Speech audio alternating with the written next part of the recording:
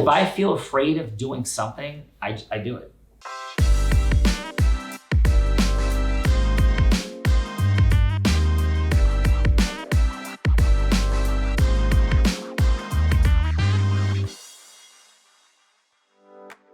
Ready for this? I'm blind. Yeah. No, scuba. My daughter Courtney was like, "You're just showing off." Blah. It's very funny. I love you, Court. But I swam out over half a mile straight out into the ocean. Yes. In the Caymans, and there's boats and jet skis, and I'm blind. I'd rather just sit at the beach club. Scuba diving, blind inside of shipwrecks. That'll happen too. But why swim out a half mile? The shark bit stalk is probably for an hour and 5 hours. A nurse shark, 5.5 feet long. Stalked his ass. I surf a whole bunch, so I'm not trying to exaggerate the danger, but it did get a little bit weird. Yeah. You know, it really did. And it bit my son Tyler's fin, and then went back the next day. So if it happened again, it did. So it was a lot of fun. Yeah. But why swim out a half mile in the ocean when you're blind? It does. The insurance covers that, by the way. It does cover that. God forbid if something happened, there you the go. Insurance covers it. Why? Because I felt free. Yeah. And as a blind person, I don't feel free doing a lot of things, right? And so, and you go, like a boat, my kids are like, boat could hit you, jet ski. Wow. I could make noise. I could easily free dive under the water. I'm not gonna get hit by a boat or jet ski out there. God bless those words. Wow. And they, you know, but I felt free. Yeah. And so what I do is, so this is the, you know, we talked about cortisol, we talked about endorphins, dopamine. Yep. But what I highly suggest is making decisions and living with them. I made a decision every time I'm near the ocean, I go in. Brother, you're there. If it is December, Chris Crone jumped in the water in December, January with me. Do I go in the water? Yes. This is New Jersey, not in Florida or California. Yes. Do we jump in the water? You guys do. Yes. Always. Yeah. I made decisions that means I'm still young. Right. And so when I go to Grand Cayman, I swim out past all the buoys. Like, that's what I do. I am not stopping. That's what it is. And when you make decisions like that and make massive pain, the pain for me is I'm old. Yeah. It's too cold. I'm not going to the water. I made a decision. It's unacceptable. Yeah. Like, that is massive pain. That will mean I am old. It will mean I've given up. It will mean I'm no longer courageous and strong. I'm not saying you have to believe that, but this is how I get myself to do this stuff. But that's a story you would tell yourself if you didn't do it. Yeah. Right. So you just said something which I loved about decision making. Can you share real fast, because we're just having fun here, but like in business and in life, people that make decisions when they're in a cortisol mindset versus a dopamine mindset, the distinctions and the importance of that, I think, can serve a lot of these folks. If I feel afraid of doing something, I do it. And I don't, and let's not exaggerate that. Yeah. So it's not like I go jump in with a lion at a zoo. Yeah. It's not like I invest, a whole bunch of money in something that's way too speculative. Yeah.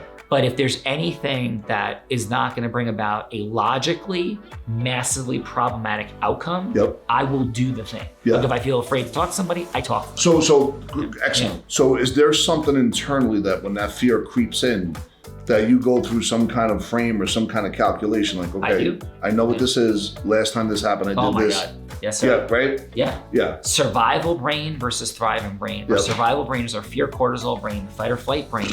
As soon as survival brain shows up, I know it's my enemy. I know it's lying to me, and I get into higher self, and I do whatever I gotta do. I was bumped by a shark surfing by myself, blind person, 6:30 in the morning a year ago, and my was back in that ocean 2 hours later in the same place. Yeah. Because I refuse, because first of all, no, that's crazy. It's not actually crazy, because there hasn't been a fatal shark attack since Jaws, which was a mile from my beach house, in 1916.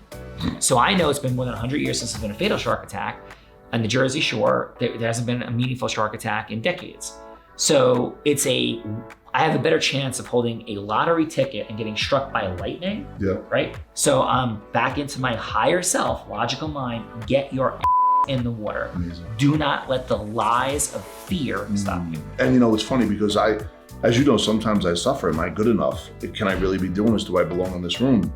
Should I really be able to talk to this person? I don't ever sense that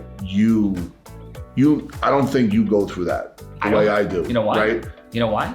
I'm not better than a janitor. Yep. And I'm not less than a billionaire. If a limiting belief comes up, it could be that, you might not think you're as good as the billionaire, but maybe you think you're better than a janitor, right? Amen. And that is thank you for sharing that, by the way. Sometimes I think folks have limiting beliefs because of the conditioned response or a condition that they were brought up in over time in their scarce money mindset, right? when it comes to business and people are trying to expand their business or accelerate their business, being able to crush fear and distortion, right? Creating dreams and breakthroughs is what you are, who you are, what you do. And how does that go into people when they want to start really scaling and taking that next step forward? Yeah, I mean, there's a ton to unpack there. But the fundamental beginning real is real simple, is if somebody else did it, so can you. Yes. Done. Bam. Amazing. If somebody else did that thing, so can you. Do you want to invest in enough? I was going to try to go to the Paralympics for skiing. I remember that. And I realized I could totally do this, but the amount of time and energy, believe it or not, it's really hard to do. Yeah. There's like one blind person makes it. This gets into like weirdness, but if you're missing a leg, it's easier to ski fast than if you're blind. I mean, so it's about an average, but one blind person makes out of the 8, the Paralympic ski team. Wow. I'm like, I gotta be the best blind skier in the country. That's gonna be a lot of work. Yeah. Right, so I'd love to do that, but that's not more important to me than raising money for the Ukraine or building this or going, right?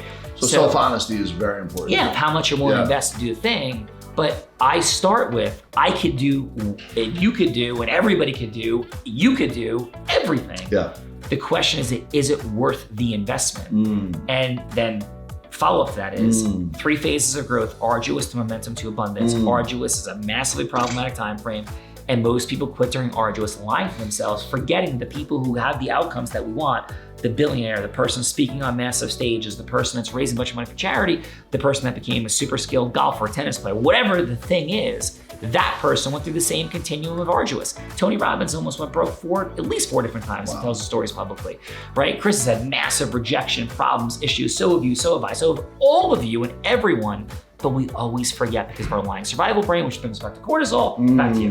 This has been an honor for me, brother. Thank you so much. You dropped some knowledge. It's an honor for us. Thank you so much. And every day we're looking to bring in some more content, information, education. We're here to really sit down with you, no obligation, and be able to handle and answer any questions that you may have. Thank you so much.